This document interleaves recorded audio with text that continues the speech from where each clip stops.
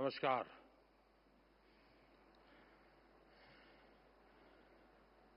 ITV network के founder और संसद में मेरे साथी कार्तिकेय शर्मा जी, नेटवर्क की पूरी टीम, देश विदेश से आए सभी अतिथि, अन्य महानुभाव, देवी और सज्जनों, न्यूज एक्स वर्ल्ड इसकी शुभ शुरुआत और इसके लिए मैं आप सबको बहुत बहुत बधाई देता हूं, बहुत बहुत शुभकामनाएं देता हूं। आपके नेटवर्क के हिंदी और इंग्लिश सहित तमाम रीजनल चैनल्स आज आप अब ग्लोबल हो रहे हैं और आज कई फेलोशिप्स और स्कॉलरशिप की भी शुरुआत हुई है। मैं इन कार्यक्रमों के लिए आप सभी को बहुत बहुत शुभकामनाएं देता हूं। साथियों, मैं पहले भी मीडिया के इस तरह के कार्यक्रमों में जाता रहा हूं, लेकिन आज मुझे लग रहा है कि आपने एक नया ट्रेंड सेट किया है।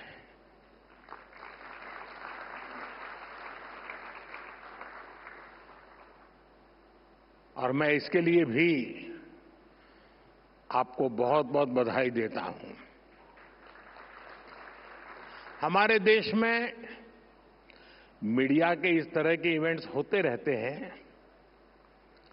और एक परंपरा भी चल रही है, उसमें कुछ आर्थिक विषय भी है, हर एक का फायदे का मामला रहता है जरा। लेकिन आपके नेटवर्क ने इसे एक नया डायमेंशन दिया है। आपने लीक से हटकर एक नए मॉडल पर काम किया है। मुझे याद है, अगर मैं पहले की समिट और आपकी समिट के संबंध में जो कल से सुन रहा हूं, पहले जो समिट अलग अलग मीडिया हाउस ने की हैं, वो नेता सेंट्रिक रही है। मुझे खुशी है ये नीति सेंट्रिक है। यहां नीतियों की चर्चा हो रही है। ज्यादातर इवेंट जो हुए हैं वे बीते हुए कल के आधार पर वर्तमान की नुक्तेचीनी वाले रहे हैं। मैं देख रहा हूं कि आपका ये समिट आने वाली कल को समर्पित है।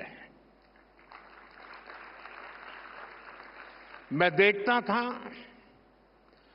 कि पहले जितने भी ऐसे कार्यक्रमों को मैंने दूर से देखा या खुद हुआ गया, वहां विवाद का महत्व ज्यादा था, यहां संवाद का महत्व ज्यादा है। और मुझे पक्का विश्वास है। और दूसरा, जितने भी मैं इवेंट्स में गया हूं, एक छोटे से कमरे में होते हैं और अपने अपने लोग होते हैं। यहां इतने विशाल समारोह को देखना, और वो भी एक मीडिया हाउस के समारोह को, और जीवन के सभी क्षेत्रों को स्पर्श किए हुए लोग यहां होना, ये अपने आप में बहुत बड़ी बात है।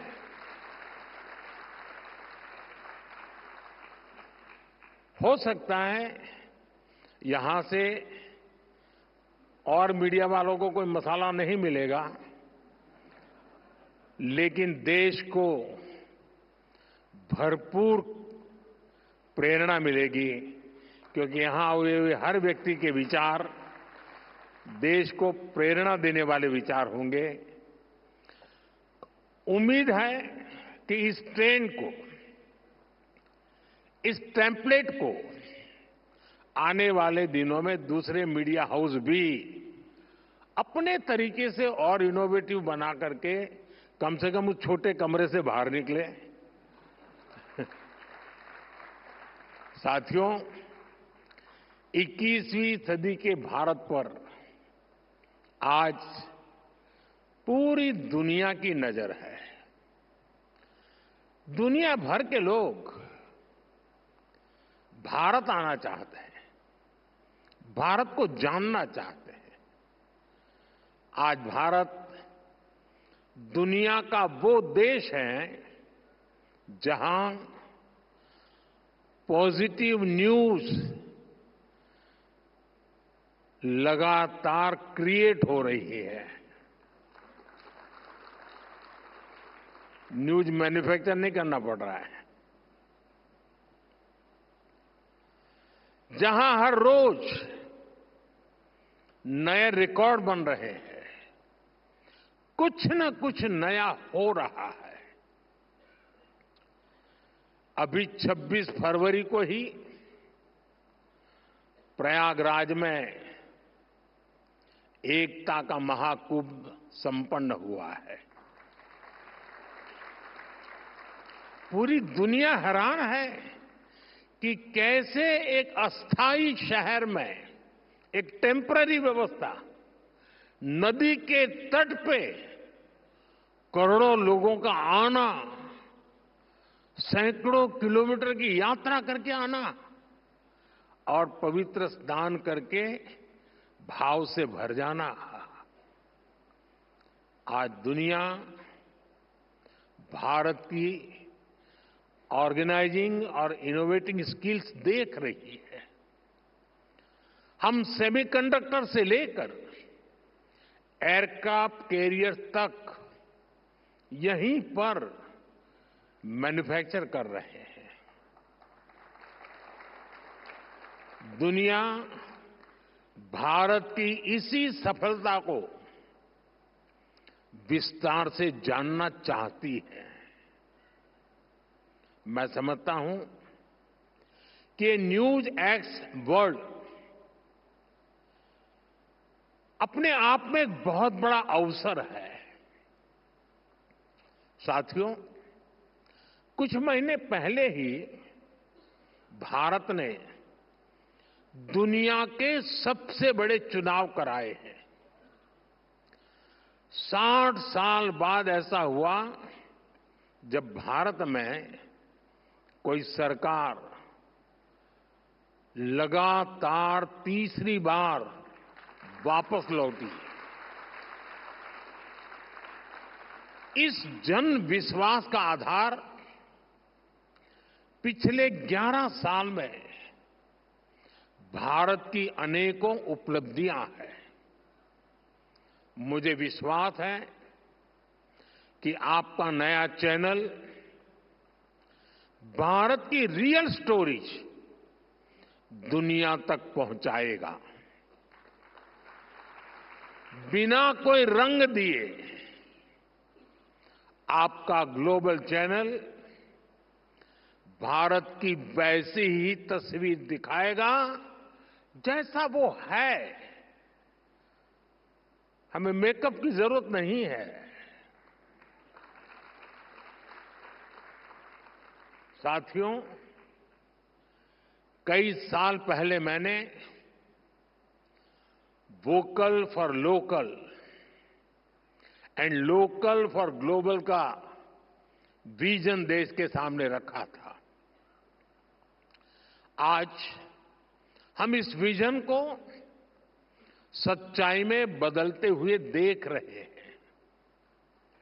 आज हमारे यहां आयुष प्रोडक्ट्स और योग लोकल से ग्लोबल हो गए हैं।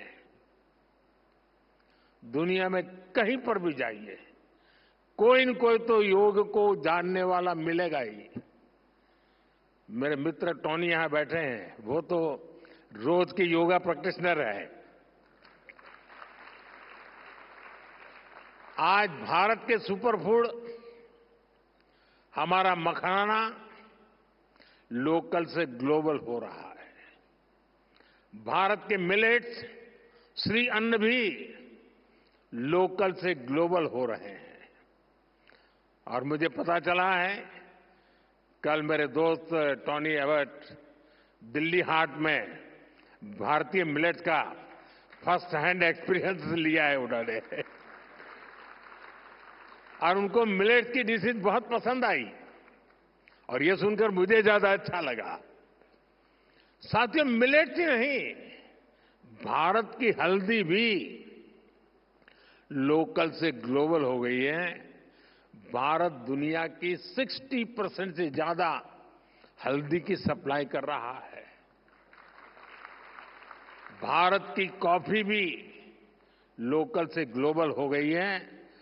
भारत दुनिया का 7वां सबसे बड़ा कॉफी एक्सपोर्टर बन गया है।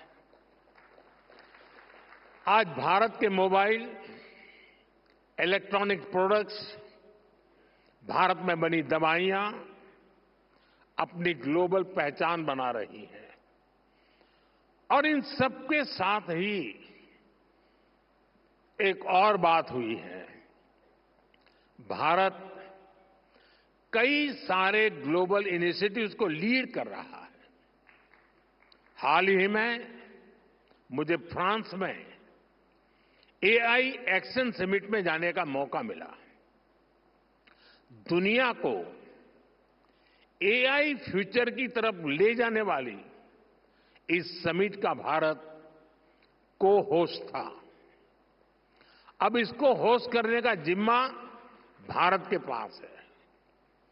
भारत ने अपनी प्रेसिडेंसी में इतनी शानदार G20 समिट कराई। इस समिट के दौरान हमने India, middle east, Europe corridor के रूप में एक नया इकोनॉमिक रूट दुनिया को दिया। भारत ने ग्लोबल साउथ को भी एक बुलंद आवाज दी।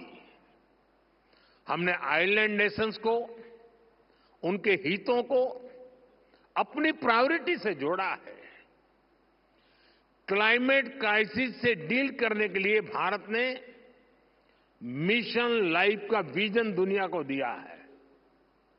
इसी तरह International Solar Alliance, Coalition for Disaster Resilient Infrastructure, ऐसे अनेक इनिशिएटिव्स हैं जिनको भारत ग्लोबली लीड कर रहा है।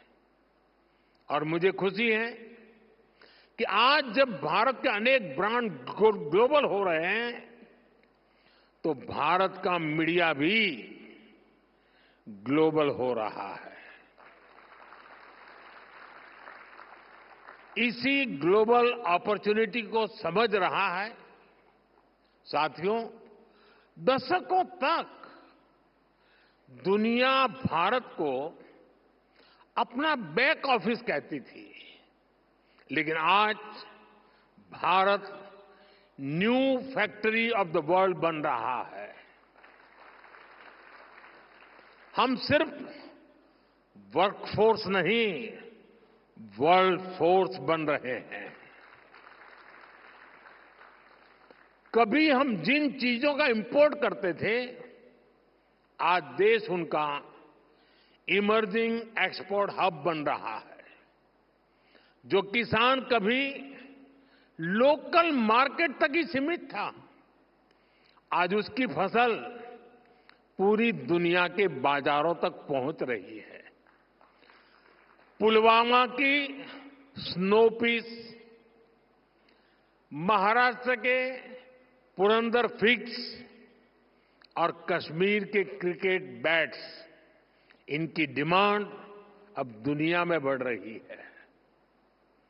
हमारे डिफेंस प्रोडक्ट्स दुनिया को भारतीय इंजीनियरिंग और टेक्नोलॉजी की ताकत दिखा रहे हैं। इलेक्ट्रॉनिक्स से ऑटोमोबाइल सेक्टर तक दुनिया ने हमारी स्केल को, हमारे सामर्थ्य को देखा है। हम दुनिया को सिर्फ अपने प्रोडक्ट ही नहीं दे रहे। भारत ग्लोबल सप्लाई चेन में एक ट्रस्टेड और रिलायबल पार्टनर भी बन रहा है। साथियों, आज अगर हम बहुत सारे सेक्टर्स में लीडर बने हैं तो उसके पीछे बहुत सालों की सुविचारित मेहनत है। ये सिस्टमैटिक पॉलिसी डिसीजन से ही संभव हो पाया है। आप 10 साल की जर्नी देखिए, जहां कभी पुल अधूरे थे, सड़कें अटकी थी, आज वहां सपने नई रफ्तार से आगे बढ़ रहे हैं।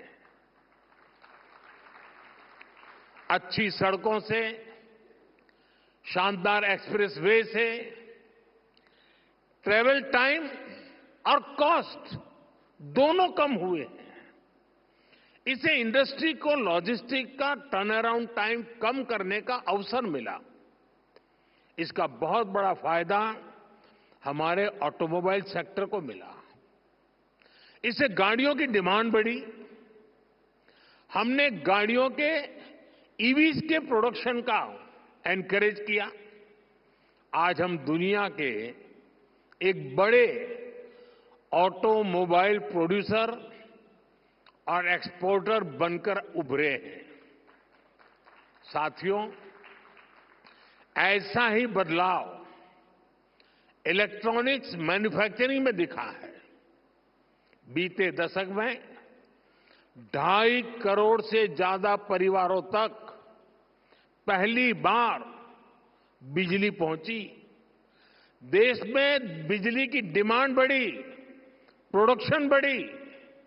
इससे इलेक्ट्रॉनिक इक्विपमेंट की डिमांड बढ़ी। हमने डेटा सस्ता किया तो मोबाइल फोन्स की डिमांड बढ़ी। ज्यादा से ज्यादा सर्विस मोबाइल फोन पर लेकर आए तो डिजिटल डिवाइसेज का कंजम्पशन और बढ़ा। इस डिमांड को अपॉर्चुनिटी में बदलकर हमने पीएलआई स्कीम्स जैसे प्रोग्राम शुरू किए।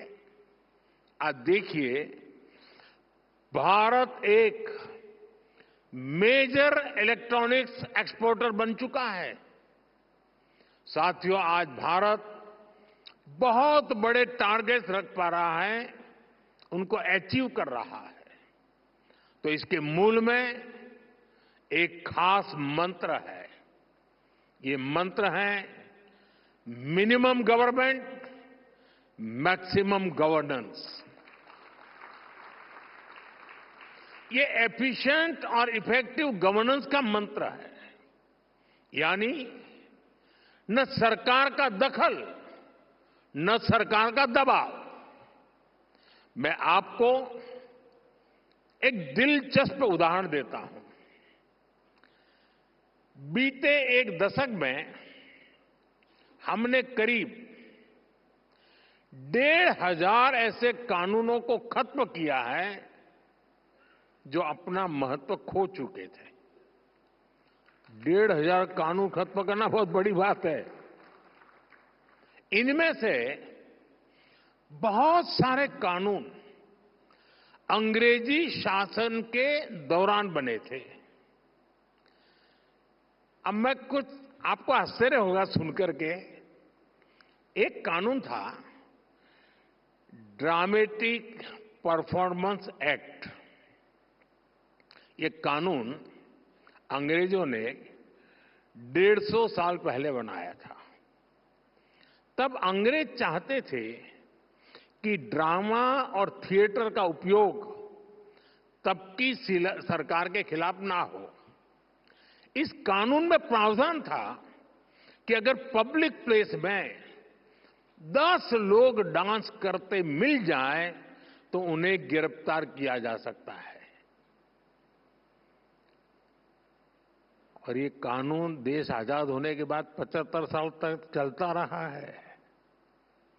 यानी शादी के दौरान बारात भी निकले और 10 लोग डांस कर रहे हो तो दूल्हा सहित पुलिस उनको अरेस्ट कर सकती थी। ये कानून आजादी के 70-75 साल बाद तक चलने में था। ये कानून हमारी सरकार ने हटाया। अब चलो भाई, 70 साल तक ये कानून हमने झेला। मुझे उस समय की सरकार, उन नेताओं से कुछ कहना नहीं है, यहां बैठे भी हैं, लेकिन मुझे ज्यादा तो ये लुटियन जमात पर आश्चर्य होता है, ये खान मार्केट गैंग पर आश्चर्य हो रहा है। ये लोग 75 साल तक ऐसे कानून पर चुप क्यों थे?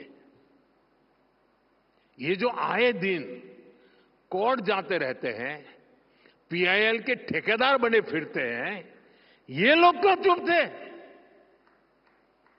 तब उनको लिबर्टी ध्यान नहीं आती थी क्या? अगर आज कोई सोचे मोदी ऐसा कानून बनाता तो क्या होता?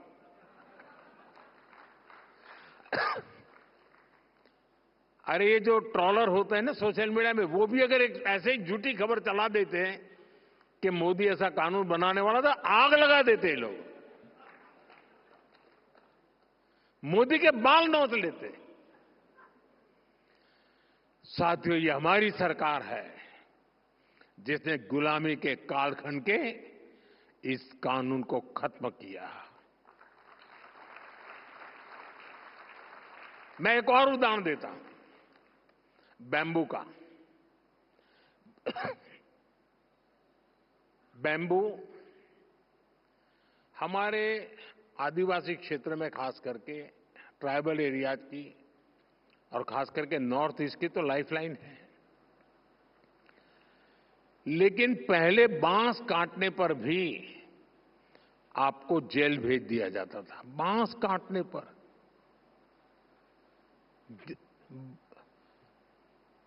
अब कानून क्यों बना?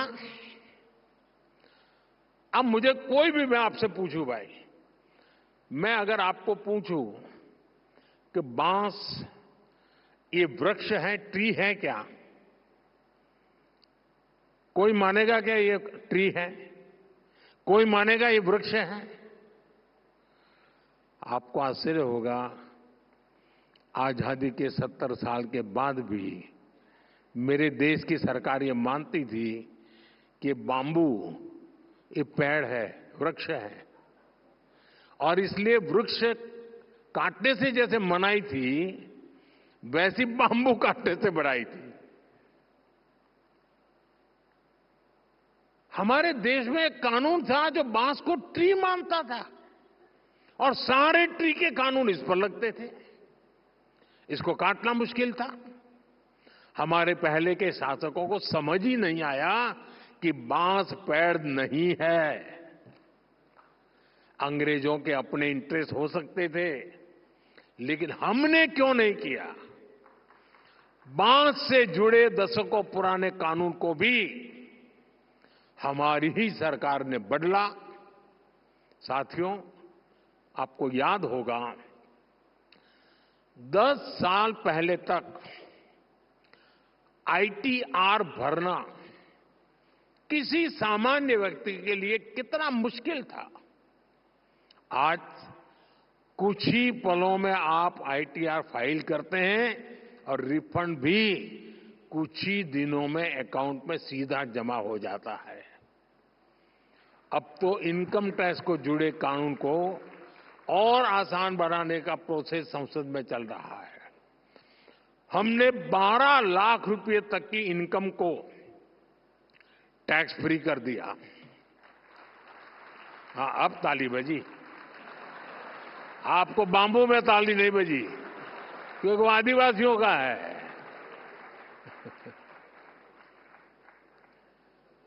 और इससे खास करके जो मीडिया कर्मी है, आप जैसे सैलरीड क्लास को बहुत ज्यादा फायदा होने वाला है। जो युवा अभी पहली दूसरी नौकरी कर रहे हैं, उनके एस्पिरेशन भी अलग होती है, उनके खर्चे भी अलग होते हैं। वो अपनी एस्पिरेशंस पूरी करें, उनकी सेविंग्स बढ़े, इसमें बजट ने बहुत मदद की है। हमारा मकसद यही है, देश के लोगों को ईज ऑफ लिविंग दो, ईज ऑफ डूइंग बिजनेस दो, उड़ने के लिए खुला आसमान दो।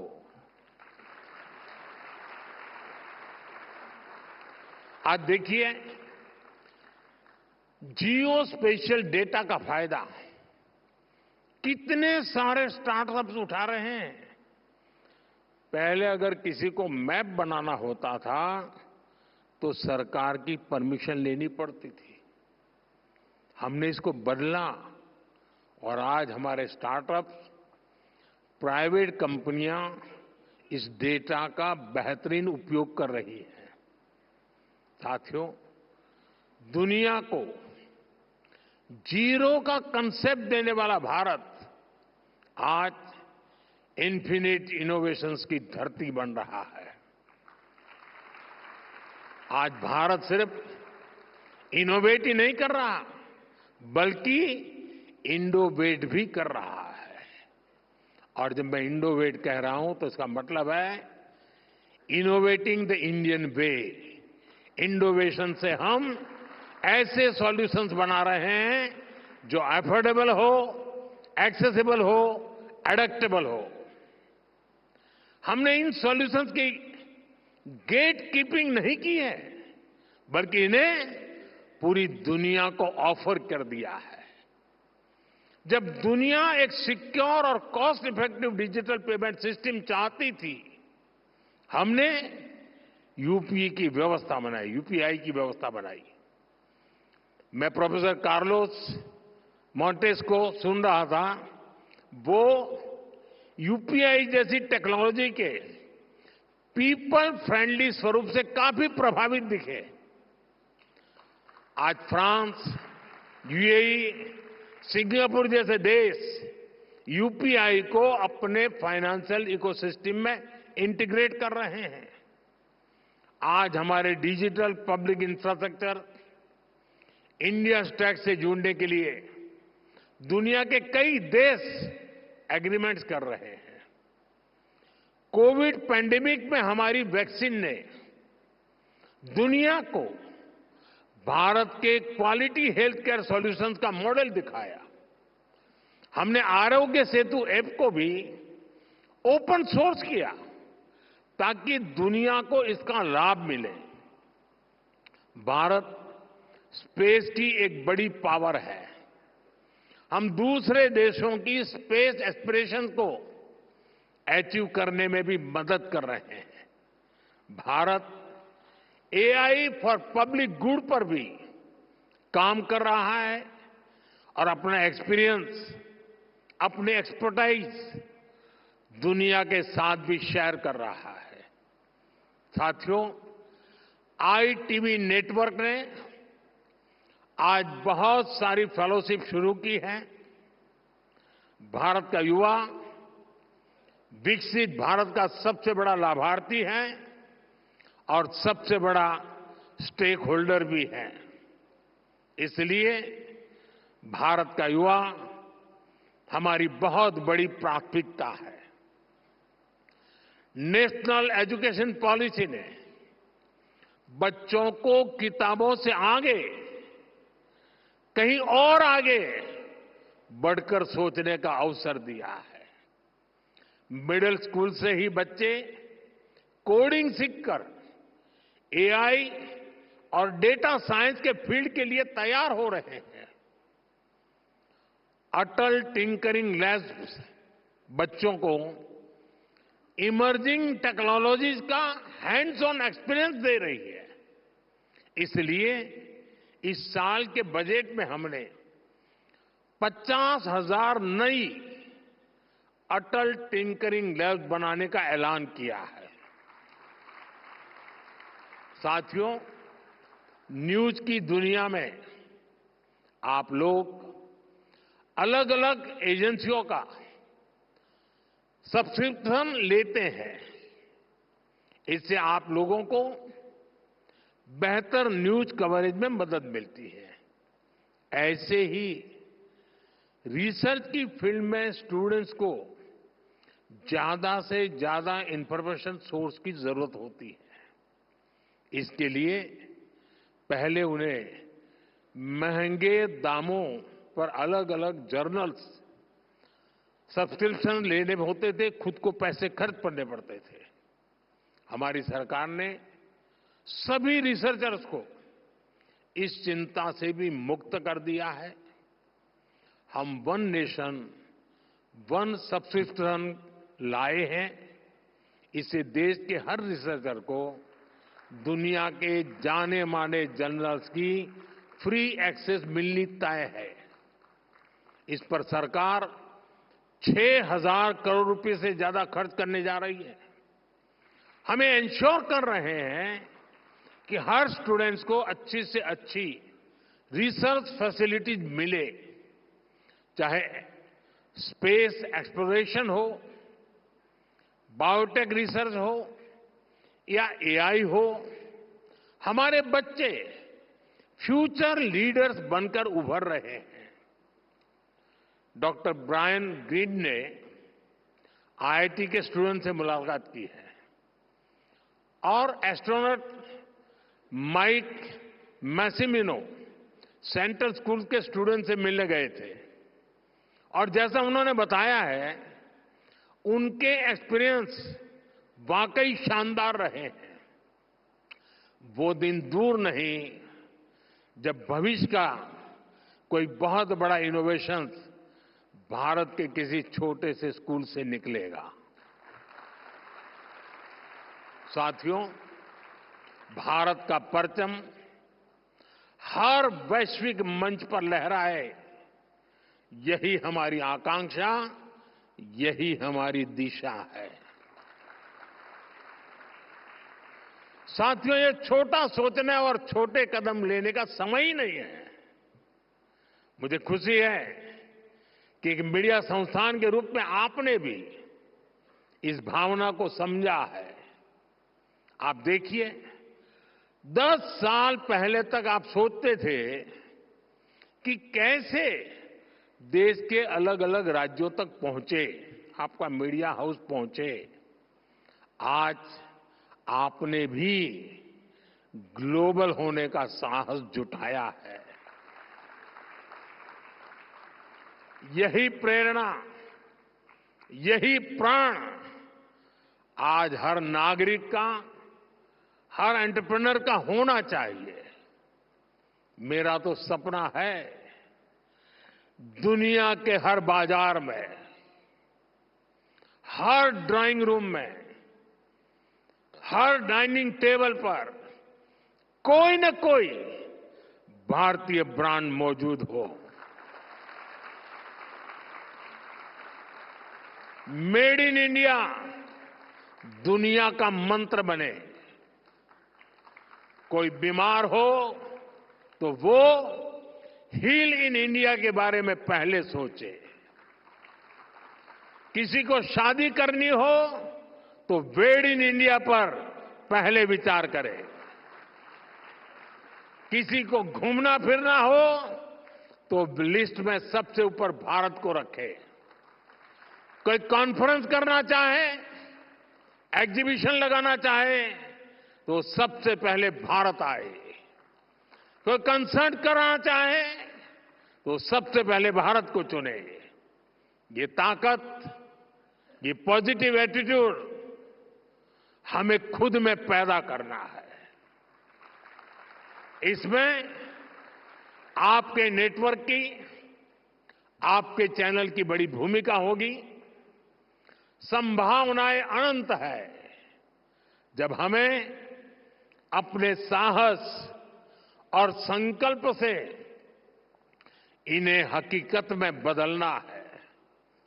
साथियों, भारत अगले 25 वर्षों में विकसित भारत बनने का संकल्प लेकर आगे बढ़ रहा है।